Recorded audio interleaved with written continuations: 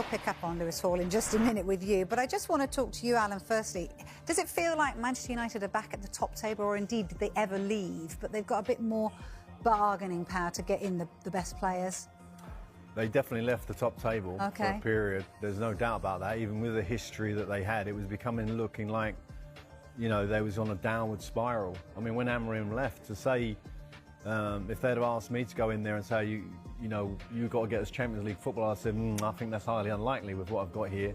Michael Carrick has done an unbelievable job. And Steve in there, the coach, they've done they've got that turned around. They've had tremendous results. And Michael will be feeling it now. And just listening to those transfer rumours, will he be part of the conversation? I'm guessing he will be because of the success he's had. If he hadn't had success, he might not have been part of those conversations. So if he's got gets his hands and paws on the decision, I would suggest you would look for somebody perhaps like himself, which would make sense. Yeah. Because that creative, cultural kind of player that he was, first touch, opening up the pitch, etc., will be massively important for United. I see them Friday night, and Manu and Casemiro were excellent. I'm not exactly sure what Manu is at the moment. I think he's still trying to find his way. But if you looked at a couple of them options there, Tonali for sure would get in that team. But he'd get in that team as a number 8. Anderson, I slightly disagree with the reporter there in that I think he's a 6. He's the top interceptor in the Premier League by some distance. He reads the game so well. He's brilliant for Spurs on Sunday. So, you know, they are the type of players that would fit that Man United model. With Casemiro going, there's an opportunity for somebody, and I'm just so really proud of Michael and what he's done there. It's remarkable, the position they're in with 8 games to go, or 7, whatever it is. Yeah, and that, sorry, if there was ever a question about Manchester United's pulling power, it was answered last summer. I mean, I'm obviously talking about Newcastle because I feel like I'm qualified to talk about it. They went for Brian Mbeumo, he chose Manchester United. They liked Matthias Cunha, he went to Manchester United. They got all the way down the line with Benjamin Sesko, he went to Manchester United. Without Champions League football, and Newcastle had that. So they still do have that pulling power. So it's going to be really interesting to see what they do this summer when they potentially have Champions League football in the locker as well. And it's amazing to see all these players, young players, you know, who Manchester United might not have been we thought might not have been a huge thing for them as it came through the ranks. Clearly they are, and that is why they chose to go there last summer, and they're probably going to get Champions League football next season. Well, probably. It looks nailed on, doesn't it? Because the other teams don't seem to want it. With all the defeats that Liverpool and Chelsea are picking up, they look nailed on for third place, don't they, in Champions League? Man United are always going to be top of an agenda because of the status of the football club. But that doesn't mean to say that if they hadn't made Champions League football, that would slowly dissipate, and it would. Yeah, It would. And as we've seen with Leeds United, you know, what's happened to them over the years when they were so close to winning the Premier League, etc., etc.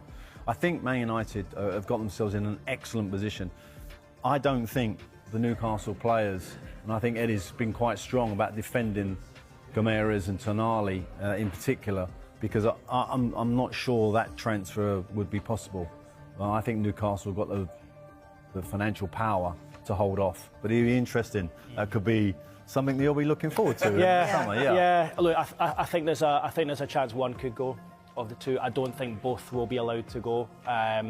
What Newcastle don't want is a repeat of last season when Alexander Isak dug his heels in, essentially went on strike. He went on strike. Can they prevent that? Because they've got a bit of a blueprint of how to behave and getting what you want. Yeah, well, what I mean by that is I think that if a player agitates to leave, or if a player says, look, I do want to try explore a new opportunity, I think they will be more open to it earlier on in the transfer window. Now, I know it's difficult in a World Cup year that Mark touches on, but I think they got their fingers burnt a bit last year, and they won't allow that to happen again. Yes, they want the true value of the player, but they don't want a situation where they're wheeling and dealing on the last day of the window, and then for Newcastle it bled into this season. There was a knock-on effect, and there was a cloud hanging over the club at the start of the season, and I think that was being reflected in results and performances and a general mood and what is going to probably be their overall finish in the league. So with regards to Bruno Guimaraes and Sandro Tonali, I would say of the two, Sandro Tonali probably more likely to leave. However, he's contracted until 2030. So, you know, Newcastle could command a huge amount of money for him. But unless any player agitates to leave, Newcastle will be keen to hold on to them. I think with Bruno Guimaraes, and he's kind of been mentioned less in paper talk and whatnot. And I think with him, Newcastle as a football club and as a city, it's got under his skin. And Alan, you know what Newcastle's like in a place having managed up there. And when it does that to certain individuals and players, they find it hard to leave. And that's why I think him at 28 is more likely to stay of the two. I'm not saying Sandro Tonali definitely will go, but if I'm looking into a crystal ball, I think Tonali probably more Hello, likely. good morning, Red Devils fan. Welcome to my channel.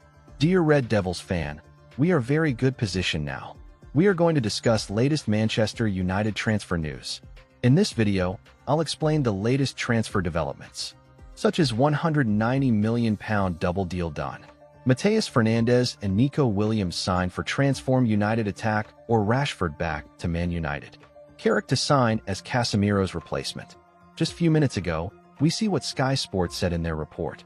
In my opinion, bringing in either of these three sensational midfielders would significantly strengthen the team. These players have the ability to control possession, dominate midfield battles, and break opposition lines, something United have struggled with in recent seasons. Personally, I believe this would be a very smart move for Manchester United, but only if the total transfer fee stays below £200 million. Let's see what various websites said in their report. Liverpool could hand Man United major Marcus Rashford transfer boost with £34.5 million fee. Met Marcus Rashford's future remains uncertain, with Barcelona reportedly unwilling to pay his full fee. Liverpool's refusal to consider Bayern Munich's interest in Rio Ngumaha could create a fresh transfer opportunity for Manchester United's Marcus Rashford. The England international is presently on international duty with his nation at the World Cup, with any verdict on his future to be reached once the competition wraps up. Yet with Barcelona reluctant to pay the complete £26 million fee to turn Rashford's loan spell permanent, the 28-year-old might be heading to pastures new before next campaign. And it seems that one potential destination for the England winger might be Bundesliga giants Bayern. Given the Reds' resolute stance over the youngster, this could pave the way for a Rashford deal. The Sun claims the Bundesliga giants have no problem matching United's £34.5 million asking price for the winger and are primed to land the England international. The sole sticking point is Rashford's hefty £325,000 a week wages, though it's believed he was prepared to take a pay cut to join Barca. A switch for Rashford could suit all parties involved, while allowing Bayern to play a waiting game over Ngumaha. Harry Kane is in sensational form in Germany, having bagged a staggering 61 goals this season alone. The former Tottenham striker has scooped 2 league titles and 2 domestic cups since his arrival at Bayern in 2023 and could prove instrumental in helping Rashford find his feet in the Bundesliga. The United winger enjoyed a fruitful stint with Barcelona, netting 14 goals and laying on 14 assists in 49 outings for the Spanish club. He lifted the La Liga title and the Spanish Super Cup under Hansi Flick's guidance and will no doubt feel let down by the club's reluctance to make his move permanent. Yet a fresh beginning at a European giant could provide another welcome lift for Rashford as he continues his journey back towards the top. Michael Carrick is understood to enjoy a strong bond with the forward and revealed in April that no final call has been taken regarding his future. Carrick said, "There are decisions to be made in time on certain things." Marcus is in that situation. At this point in time, nothing has been decided. It will be at a certain point because it has to be, but at this stage nothing has been decided. While staying at his boyhood club remains a possibility, Rashford's eagerness to join Barca may prompt him to develop a newfound enthusiasm for the Bundesliga and Bayern's recent trophy-laden spell. Man United target Nico Williams open to stunning PL transfer. Manchester United could hamper Arsenal's transfer plans with a move for one of La Liga's most exciting wingers. Arsenal's resilient defense carried them to their first Premier League title in more than 2 decades. However, Paris Saint-Germain showed them they still need a lot of work going forward to be considered an elite side. According to Team Talk, Arsenal want reinforcements on the left side of their attack, and Nico Williams has emerged as one of their preferred targets. Manchester United in touch over Nico Williams. It is claimed that figures at Arsenal believe athletic club winger Nico Williams is among the select group of wide forwards on the market capable of genuinely improving Mikel Arteta's squad. The supremely quick winger, who is also an exceptional dribbler, was chased by Barcelona last summer. He snubbed the La Liga giants in favor of staying in Bilbao. The 23-year-old even signed an extraordinary 10-year contract. However, after a difficult campaign in the Basque Country, Williams is once again assessing his options ahead of the summer. Team Talk claims the Spain international is open to transfer, and sources close to Williams have consistently relayed to Arsenal and other interested clubs that he would be open to testing himself in the Premier League should the right opportunity arise. Manchester United are also in the mix. It is understood the Red Devils are being kept informed of Williams' situation as his representatives continue to assess the market. Manchester United open to signing new forward. The Spaniard has struggled with injuries over the last 2 seasons, but when fit, he is a handful for defenders. In 2024, Jose Mourinho snubbed Lamine Yamal and insisted he is more of a Nico Williams fan. Earlier today, a Sky Sports report claimed that United could look to add a versatile forward this summer, depending on the potential departure of Joshua Zirkzee. It was suggested that the Premier League giants are monitoring Morgan Rogers, Iliman Ndiaye, and Lille youngster Matías Fernandes Pardo. Williams is arguably a more exciting attacker than the aforementioned names. However, question marks over his fitness and the potential finances involved may prevent United from making a serious push for the Spaniard's signature. Manchester United are close to signing this West Ham United talent. Decent signing for Carrick? In a recent report, Fishages revealed that Manchester United are close to signing West Ham United talent Matías Fernandes. It has been mentioned that the Red Devils are eyeing a €92 million move to sign the Portuguese talent this summer. Fernandes' impressive form in English football. Fernandes managed to catch the eye at times with his performances at the center of West Ham's midfield last season. However, he failed to help them avoid relegation from the Premier League.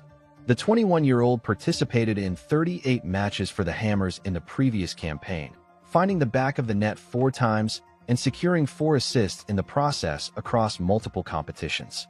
The Portuguese sensation is currently one of the most gifted midfielders in the Premier League.